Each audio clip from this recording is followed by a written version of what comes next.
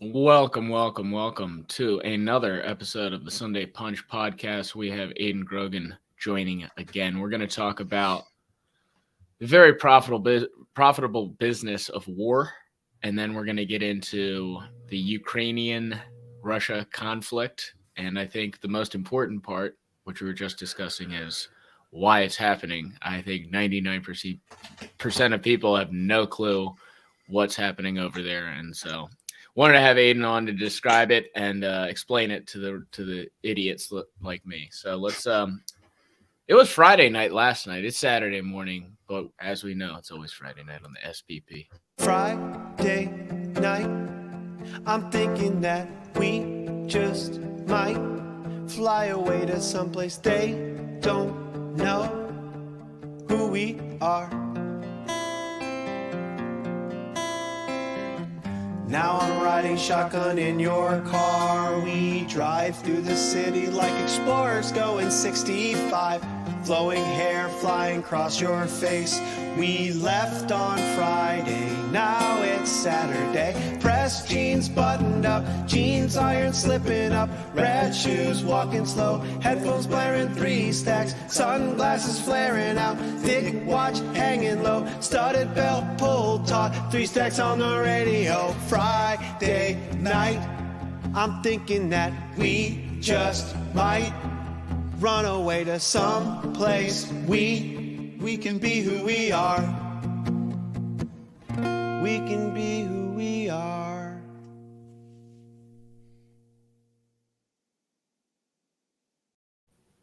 Okay, let's get into this, Aidan.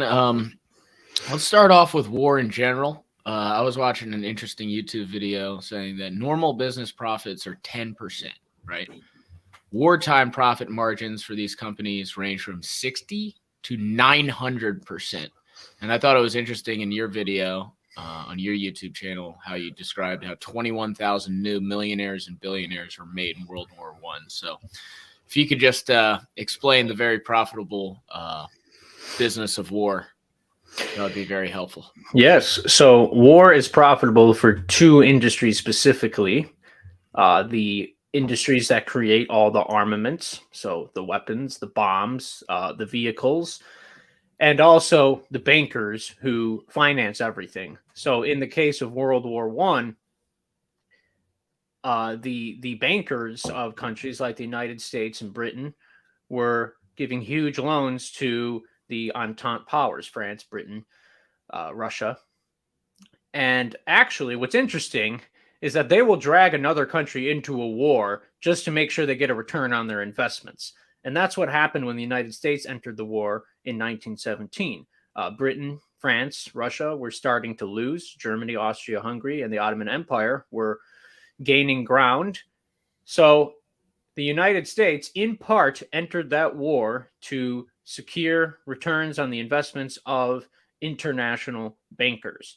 And U.S. General Smedley Butler, who was in the Marine Corps, he wrote a pamphlet called War is a Racket, in which he outlined how in World War I, there were, as you said, all these new millionaires in the United States because they profited so highly from the conflict. And another point he made is that if you want to stop this business of war, you should draft the politicians and the CEOs of the companies and the directors, as well as their children, before you send ordinary working class people to die.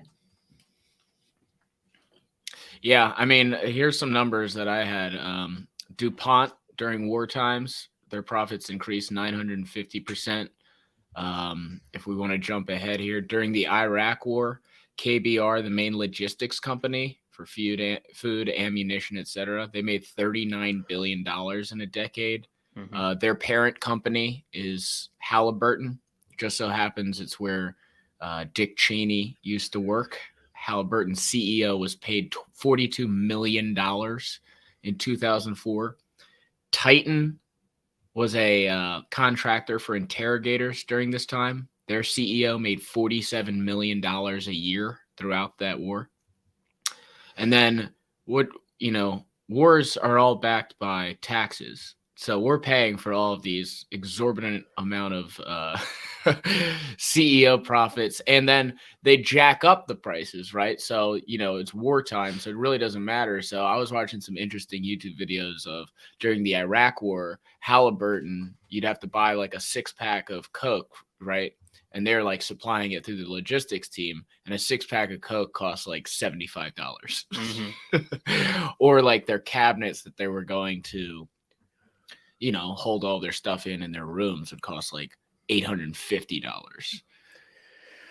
Right. Yeah. And I think another war that we should mention that's specifically an American Fortune 500 phenomenon was World War II, because the Ford Motor Company, General Electric, General Motors were all funding and assisting Hitler's war machine. And that's because they were all part of the network of the Council on Foreign Relations and the Royal Institute of International Affairs in Britain. And this network wanted Germany to expand across Central Europe. They were going to let Germany take Poland. They were going to let them take Czechoslovakia and Austria, and even perhaps France, as long as they didn't start a big war. But the reason that they were opposed to Hitler using force at the time was not because they were anti-war. They were the most pro-war people, as was the case in World War I. But they knew that if they allowed Hitler to violate the Treaty of Versailles, then the British people would actually want to go to war to stop Germany from taking over the world, so to speak. But it all goes back to these few companies, the Ford Motor Company and General Electric and General Motors, that were assisting Germany's expansion in that time period. Can you explain the Treaty of Versailles?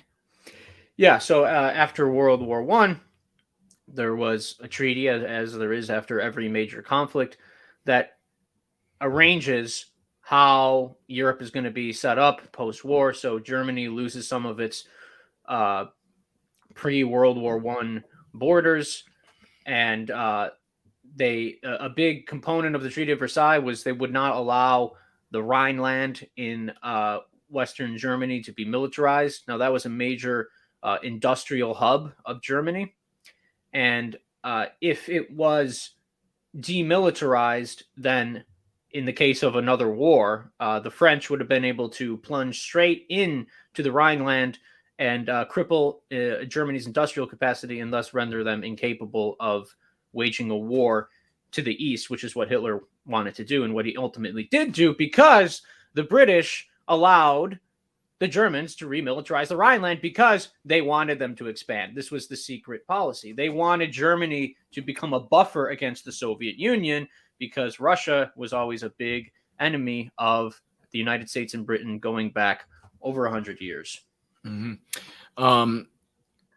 I just wanted you to explain that just in case people didn't know. So Yeah, just getting back to it is important for when we discuss Russia and Ukraine, because this all has to do with how the world was divided up since World War I, really. So just on the business of war again, you mentioned funding both sides. GM would make, American tanks and vehicles, but they were also funding Germany as well. So just funding, another reason why war is so profitable, because you can fund both sides. You don't actually have to choose a side, and there is no kind of morality. But that was my next question is, do you think these companies, I mean, it's so American to be, we're capitalists, we're going to sell to whoever, we're going to make as much profit as humanly possible. Do you think they should choose a side, or is it the smart decision to be on both sides? People will give GM or Mercedes shit, right? But to me, it's like, why choose a side? Well, this is where I think government has to step in and severely penalize a company that's going to go fund the other side. And I think that's what ended up happening to some of these companies in World War II. They were considered traitors. So no, I don't think these companies should be able to get away with that. And then another profitable thing of war is that after you destroy everything, you can then rebuild everything too. So that's another. Yeah, well, you blow a country up and then you rebuild it in your own image, and that's what we did with Japan. And that's what we tried to done with a lot of countries in Asia. We tried to do that. Well, we did do that with South Korea. That's another example. So, basically the United States foreign policy post World War II is we're in charge. We set the rules on the world stage. If there's a country that doesn't want to cooperate with the American system, then we're going to overthrow it, and we're going to put in some democratic, liberal, free market government that's going to cooperate with us. Now, the advantage of that is like, well, you could end up like South Korea and be super prosperous, super wealthy. So it does work. But as we discussed in the last podcast, I think that America is sort of making the world into like a gay pride shopping mall. Okay. That's quite the statement there. I'm not sure if I should move on or push you on that one.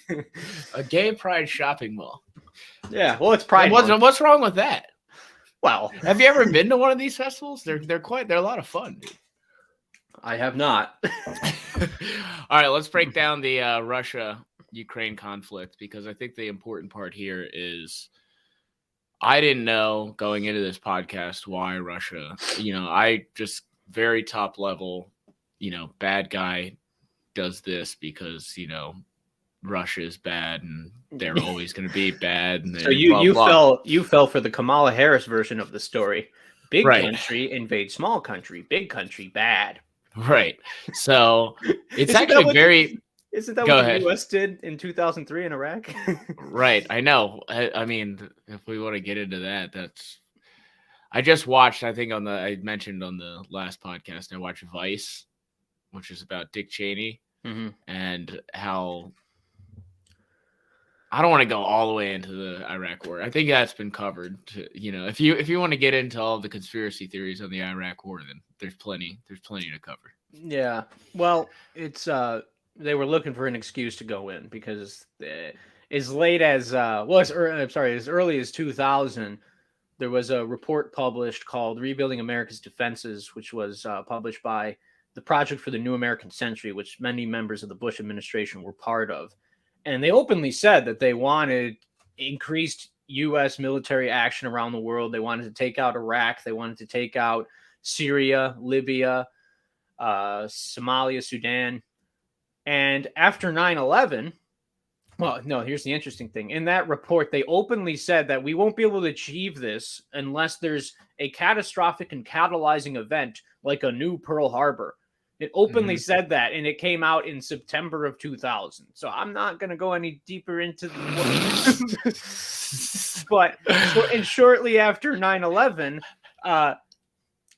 this U.S. general, Wesley Clark, came out and said he was in meetings at the Pentagon, and then they said, we want to invade 7 countries in 5 years, and all those countries were the ones that the Project for the New American Century wanted to overthrow. And none of these countries had anything to do with the 9/11 attacks. It's like, we're just going to use this as a pretext. We're going to go in and again, make all these countries liberal democracies. But has that succeeded in any of them? We destabilized Libya. It's now a failed state, and it became a slave market.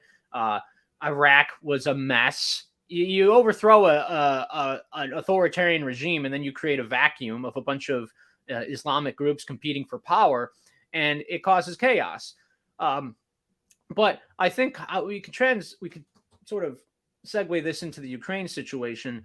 The United States has a specific mindset on the world stage, and it's that it's our unique mission to spread liberal democracy throughout the world. And we set the rules, we set the parameters. Now, there's advantages to the United States setting the rules because it's, we do have decent values overall. Like, we don't torture people. Well, we do.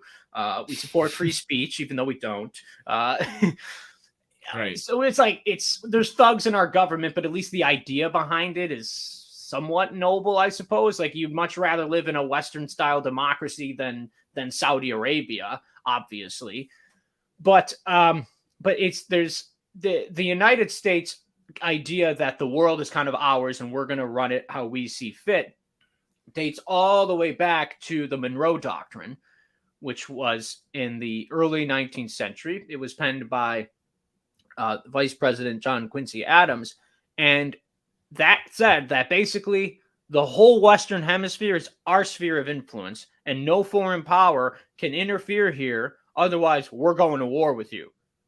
So, if Russia sought an alliance with Mexico, the United States would see that as an act of war, pretty much. And the same goes for this. Actually happened in the Cuban Missile Crisis, because the Soviet Union had missiles in Cuba pointed at the United States. Now, that's not good, and obviously we had to put pressure on Russia to get those missiles out of there. But it was seen as a violation of the Monroe Doctrine. How dare you put missiles in our hemisphere? Get out of our neighborhood. No, it's like no one comes into our house and pushes us around. So in this is now we'll get right into the Ukraine situation. So after World War II, the NATO alliance was formed, the North Atlantic Treaty Organization. And it was supposed to be a Western alliance. So the main countries that won World War II, Britain, the United States, Canada, those would be the countries that would be in NATO. But then it started expanding. And when the Soviet Union fell in the early 90s, the Bush administration was doing negotiations. And according to transcripts from Secretary of State James Baker, they told the Soviets that if you allow Germany to be handed over to the NATO sphere of influence, then we will not expand 1 inch eastward into Eastern Europe. Now, we went back on that. Now, there were no official agreements. Nothing was signed to say that we won't expand, but we ended up expanding anyway. And so then Poland was admitted into NATO, Hungary, Romania, all these countries moving closer and closer towards Russia. And now we have Latvia, Lithuania are in NATO. So, and these all used to be in the Soviet Union, correct? Yeah, these were all former Soviet bloc states. Now, to be clear, I am not taking Russia's side here. I think Poland needs to be in NATO. It's in their vital strategic interest to be in NATO, because Putin's unpredictable. And if these countries had not joined NATO, who's to say Putin wouldn't say, well, no one's stopping me. I'm just going to walk right back in and take these countries over again. Right. And I'm 25% Polish. I don't want the Polish run by Russia. Hell no. So it's important that these countries are in NATO. However, to the point where you have a NATO alliance right along Russia's border, and that's where the big conflict came in, where if Ukraine joined NATO, the NATO. So just so people know, okay, all those countries that you just said are in NATO. Yeah. Okay. And Ukraine's kind of the monkey in the middle here. Yeah. That's neutral. Exactly. And it's not part of the Warsaw of Russia. That's their kind of thing. And then there's NATO, and then there's Ukraine right in the middle, just so people know. Yeah. And so when there was talk of the Ukraine possibly joining NATO and the EU, Russia got very suspicious of that. And we'll have to understand the history here from Russia's point of view. But what happened in 2014 is prior to that, there was a government in place in Ukraine that was actually loyal to Russia, that was somewhat allied with Russia, sort of a Putin puppet regime. And that was overthrown in a coup, and there were Western interests such as George Soros who had admitted to be active in that. And it's a messy situation. Explain that a little bit further. The coup and the regime that was taken down. Yeah, so the regime was basically a puppet of Putin, whatever. I can't remember the exact name of the in Ukraine. Yeah.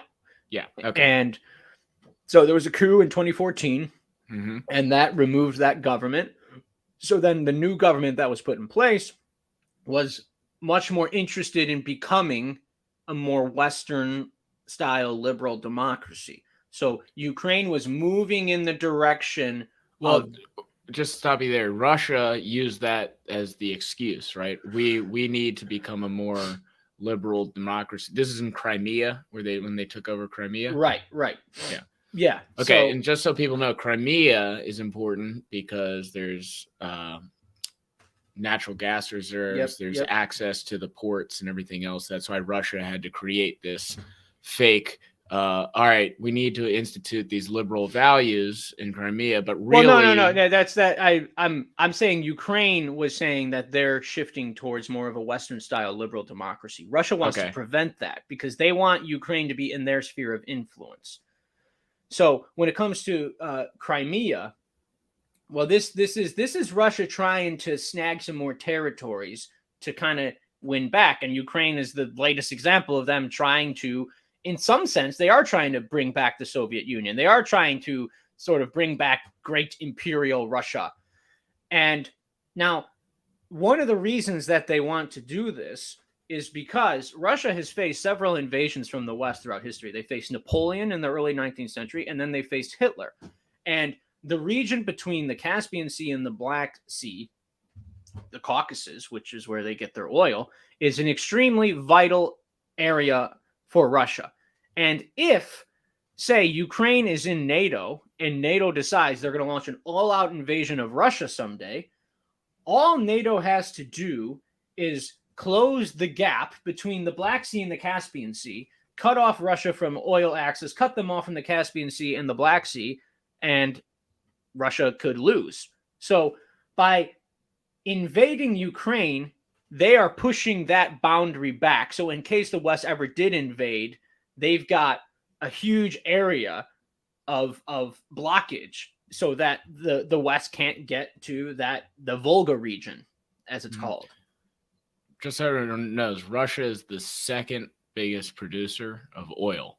So that's why they can't have this being... or they don't want this to happen, of Ukraine then joining NATO, and just kind of what you said. Right. So I don't know. Well, no, because I think it's important to know that that's why Russia's doing this. Now, should they do it morally? Probably not.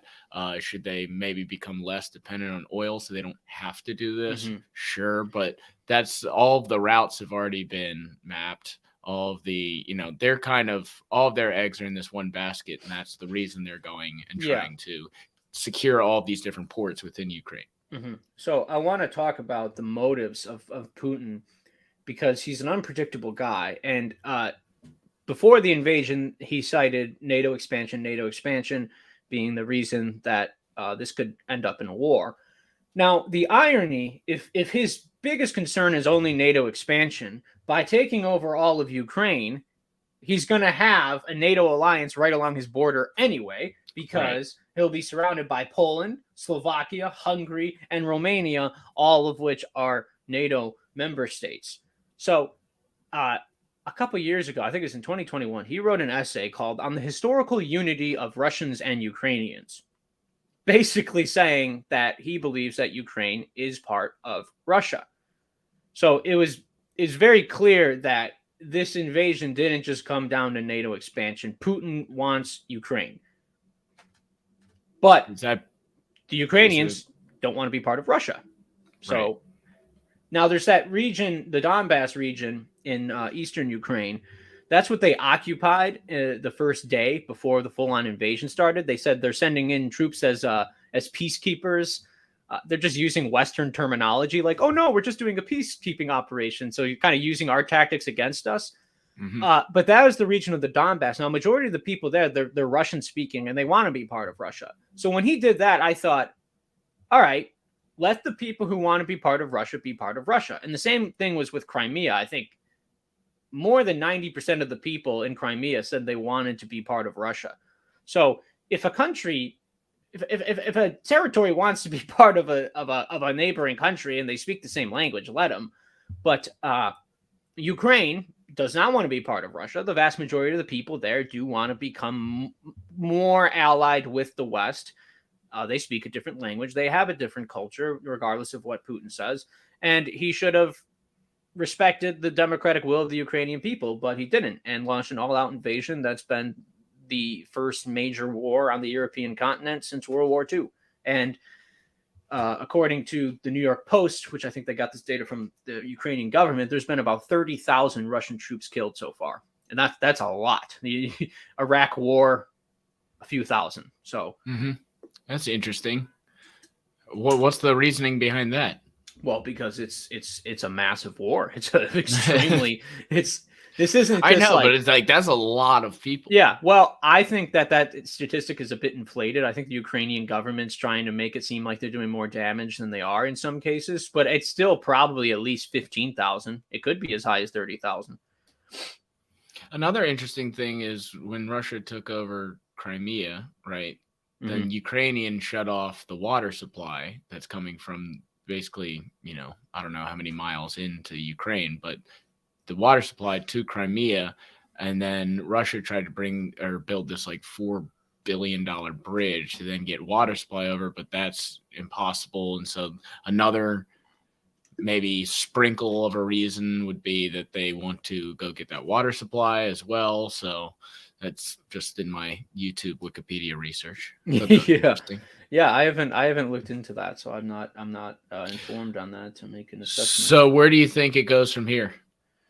And how is the U.S. going to become, and what's the U.S.'s role going to be? That's where it gets difficult, because when the war started, I think what we should have tried to do is not encourage more war, and that's what we did do. Like, we cheered it on, like, yeah, fight, war. The war drum started pounding in Washington. What we should have done is try to negotiate. Tell Putin, all right, get all your troops out of Ukraine, and we will not ever have Ukraine in NATO or the EU. Ukraine will be a buffer state between NATO and Russia, and everyone can be happy. And if Putin was like, nah, we're already in this, then it's like, okay, so obviously you're not concerned about NATO expansion. So then we give our support to Ukraine. I think we should have done that, tried to de-escalate, and that still should be. I don't want more war. No one should want more war. We should want to de-escalate this with as minimal death as possible. George Soros says this is going to lead to World War III, on the other hand. So, and do you think that is a possibility? Well, it depends on the diplomacy of the people in charge. Depends on Antony Blinken, our wonderful Secretary of State. You can't underestimate the willingness of the United States government, given our history, to get us into a war. And this is where we should talk about. The United States has wanted to penetrate the Russian market for 100 years. They've wanted Russia to become part of the global order. And this is where I want to read this quote from a historian from University of Idaho. His name is Richard Spence. And this was why Western business interests, especially Wall Street, were funding the Russian Revolution in 1917. He said, Americans led the charge to democratize the new Russia and guide it into the loving arms of international capitalism. But that bid also failed, and the upshot has been a return to what is usually described as Cold War hostility, intrigue, and mutual vilification. But as we have seen, this pattern began long before the Cold War. As an outlier from the Western norm, politically and economically, Tsarist Russia was reviled as an abomination and a threat, as were the Bolsheviks and today the Putin regime. As the saying goes, the more things change, the more they stay the same. So that really sums up the attitude of the United States and Britain towards Russia for the past 100 years. It's seen as an outlier from the Western norm, and they badly want to bring Russia to its knees.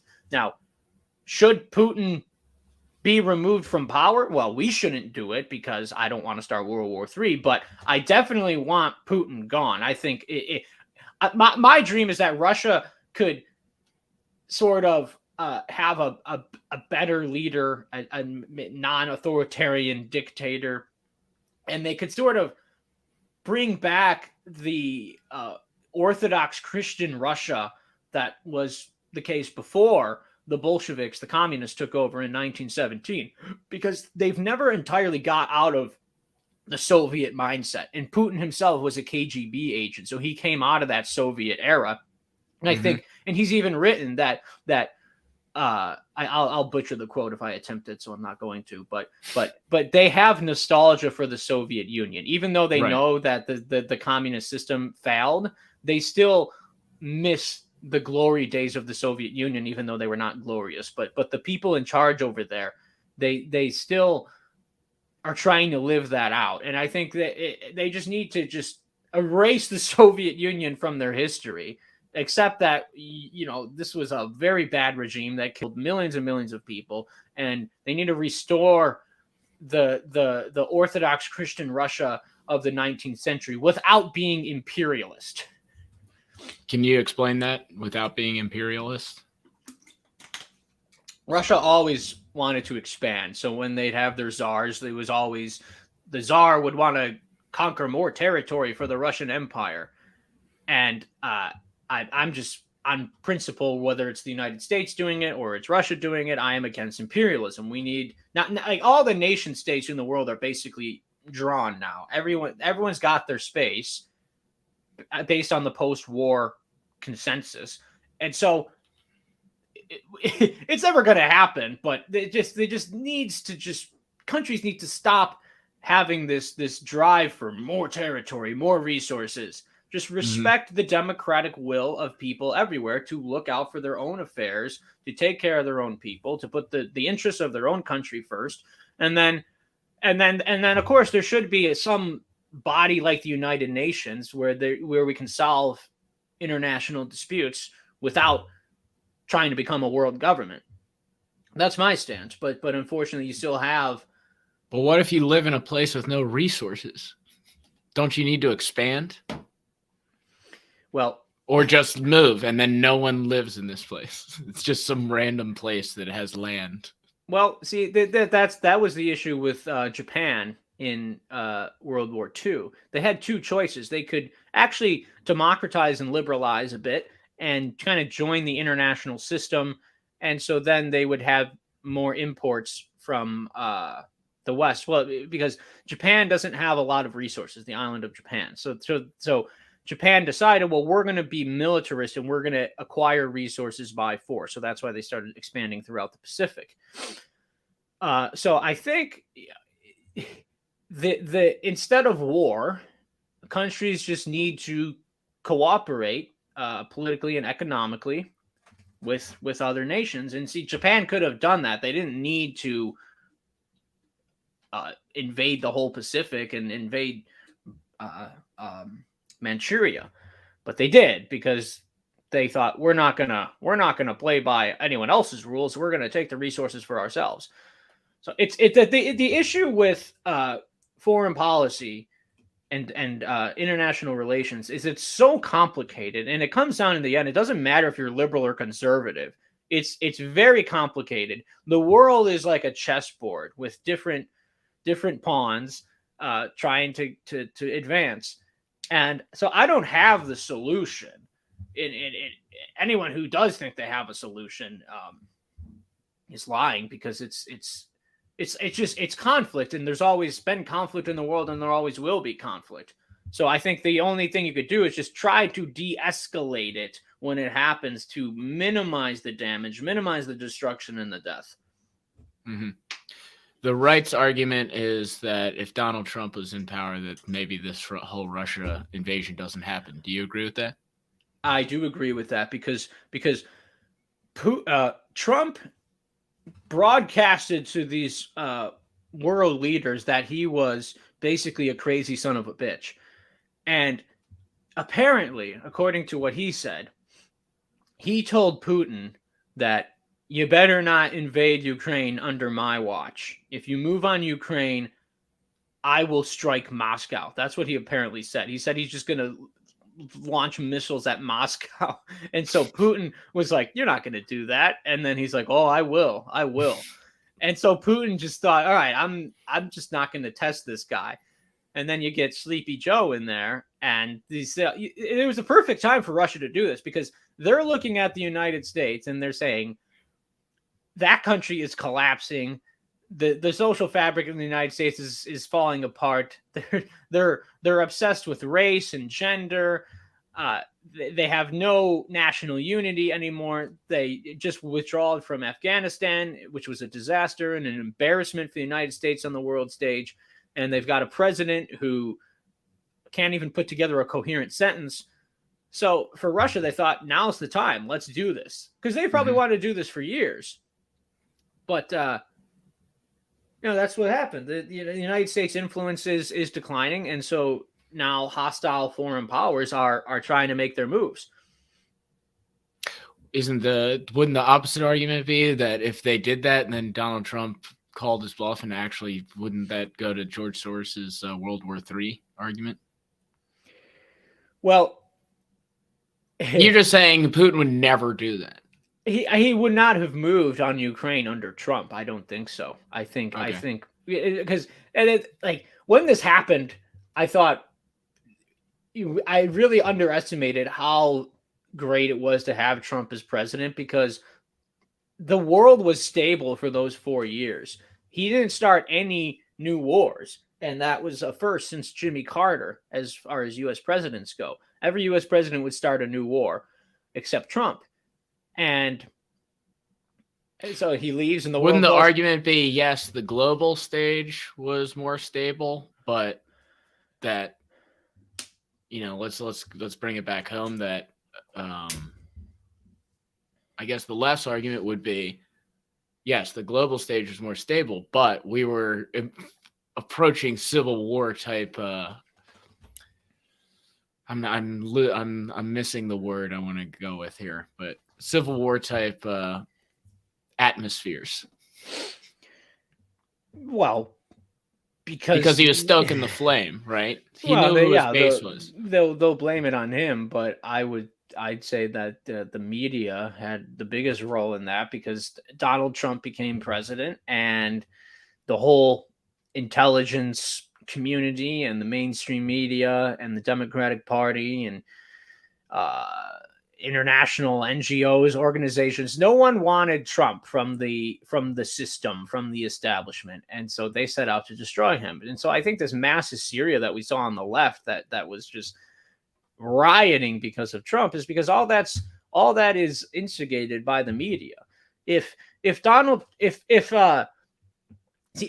Trump didn't have his stance on U.S. foreign policy, trade, and immigration, even if he was like right wing, even though he wasn't that right wing, they would not have attacked him as they did. The reason that they wanted Trump out of there is because he did not align with the establishment consensus on trade, immigration, and foreign policy. Those three issues. That's why they wanted Trump out. Okay. I think that's good. Anything else you want to add on the Ukrainian Russia front? Not off the top of my head. I just hope we don't end up in World War III, because Why does George Soros? Okay, explain to the people, because you just mentioned, you throw out the name George Soros and it just has connotation of conspiracy and weird things. Can you give us the background as what is his role, and why would he want a World War III? Which I think is what you were implying. He's putting that out there because he wants World War III. Well, he's obviously a psychopath, because when he was a kid, and growing up in Hungary, he actually helped the Nazis round up his fellow Jews, confiscate their property, and it was a way for him to stay alive, I suppose. But still, like he got his fellow Jews killed. And then he was interviewed about it on 60 Minutes, and the interviewer asked, like, do you have any lifelong guilt for that? Any problem? He's like, no, none at all. Yeah. It's just like, what? Any normal person would be like going to therapy for years. Like, what have I done? But so he's psycho, but he's just a globalist. That's what he is. He's trying to advance the cause of liberal democracy, open society, which is just globalism. That's what he's supporting. And that's what I had to mention about Ukraine. Ukraine is not a Western liberal democracy. It's a deeply corrupt country. Mm-hmm. It wasn't democratically elected. Like, they came to power in a coup. And they've shut down opposition media. Zelensky has banned political parties that are not... He's basically like the man in charge. Now, some of those parties and media were pro-Russia, so they thought, it's martial law. You can't be putting out the propaganda of the enemy. But still, if you're trying to promote yourself to the world as a democracy and get everyone's support, the last thing you should be doing is shutting down political parties that don't agree with you and media that don't agree with you. Yeah, I agree. That is a good point on Ukraine, because everybody is like, everyone needs a bad guy and everyone needs a good guy. Mm-hmm. These just might be two bad guys. Well, right, yeah. It's a chessboard, and I guess my stance is I do support Ukraine because they got invaded, and I want them to hold on to their country, and I hope Russia just gives up and goes home, and that's the end of it. But we got to avoid a World War III here, because I'm at prime drafting age, and I don't want to go kill Russians. I don't. I think I'd be a conscientious objector. Like, this should never have happened. Don't like I've said in the end of my video, instead of exchanging rounds of M4 and AK-47, Americans and Russians should be exchanging rounds of Budweiser and vodka. Right. I agree. You actually think there could be a draft? If there's a World War III, there could. Well, I don't know. What would be the ramifications of that? Well, it would be a mess, because this country would just not have a citizenry that's military ready, largely because of obesity. Yeah, that would be the biggest issue. So they would have to lower the bar in terms of the PT test to get in. I think you have to run 2 miles in under 16 minutes or something like that, and then you have to do push-ups and sit-ups. It's not like insanely hard, but a lot of people cannot do that, and especially because of people being overweight and obese. I think less than half of people of drafting age can actually pass that test. Although, Top Gun Maverick just came out, dude, so you got to think that the numbers are going to be boosted. Yeah, right. Yeah, they're getting us ready for the next big war. They're it's a marketing tactic, by the way. They have their recruiters outside of Top Gun Maverick. Yeah. One thing I just want to mention on the conspiracy theory front, Alex Jones. Tom Cruise is a splinter cell. Yeah. Alex Jones last year, I think in October, he comes on the air and he's like, "Folks, there's going to be a big war in February. That's what all my sources are saying. The top people on the world stage who are not with the New World Order say there's going to be a big war in February." And then Russia invades Ukraine in February. Like, what? Oh, so you think Alex Jones actually was on the money with this? He was. He said that from his sources. And also, they're turning the frogs gay. Yeah. God damn it. Yeah. That's the problem. He's on target with the war, but then he says they're turning the frogs gay. So it's like, well, you can't be right 1 out of 10 times. Dude. Well, that's a chemical called atrazine, which is put in the water that has made the frogs not gay, but asexual or hermaphrodites. I love that we're ending this on frogs. Are they gay? Question mark? It's a good way to end a very morbid topic. What are they putting in the water? I need to know. It's a chemical called atrazine. I don't know why they're putting it in the water or where or for what reason, but when they put the chemical atrazine in the water, it makes the frogs asexual or hermaphrodites. I'm looking it up. Wait a second before we end. What is it? Atrazine? Atrazine. I think it's ATRAZINE, something like that. Okay, it's a pesticide, people. Just so we can have the exact definition. Yeah. Widely used pesticide. It wreaks havoc. This is true. Yeah, exactly. Okay. Okay. I would like everyone to know Alex Jones was right.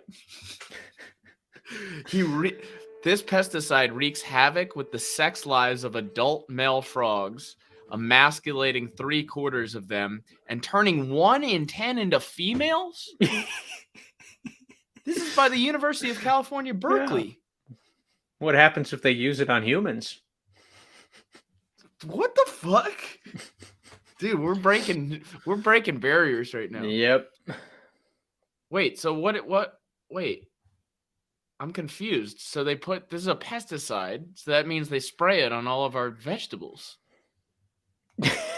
Dude, you gotta wash, dude, when you get that HelloFresh delivery and the directions say wash the produce. Yeah, that's why this is the reason.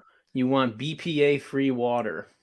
BPA-free. That's another thing that's sterilizing us, causing cancer. Jeez Louise. Yeah. I was always wondering, like my Blue Apron, it does like have an asterisk, and then at the bottom it says may or may. If you don't wash your produce, you may turn gay. Yeah. Or female. 1 in 10. 1 in 10. That's that's I thought that was like a joke. No, it's real. Okay, on that note, we end this episode of the Sunday Punch podcast. Wash your produce. Really good videos on this, by the way.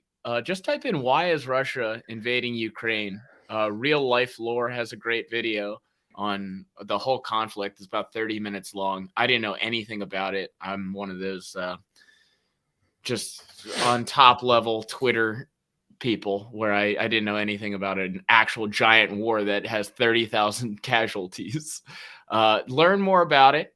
There's another great video called The Insanely Profitable Business of War that's on YouTube. That's another 30 minutes. Fun fact, by the way, I think there's only been like 200 years of war-free society in all of human history. Isn't that crazy? It is.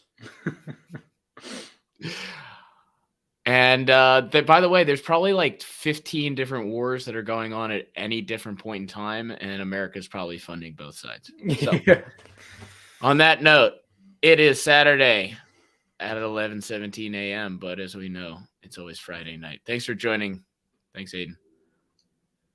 Friday night, I'm thinking that we just might fly away to someplace they don't know who we are. Now I'm riding shotgun in your car. We drive through the city like explorers going 65. Flowing hair flying across your face. We left on Friday, now it's Saturday. Pressed jeans buttoned up, jeans iron slipping up. Red shoes walking slow, headphones blaring 3 stacks. Sunglasses flaring out, thick watch hanging low. Studded belt pulled taut, 3 stacks on the radio. Friday night, I'm thinking that we just might run away to some place we can be who we are. We can be who we are.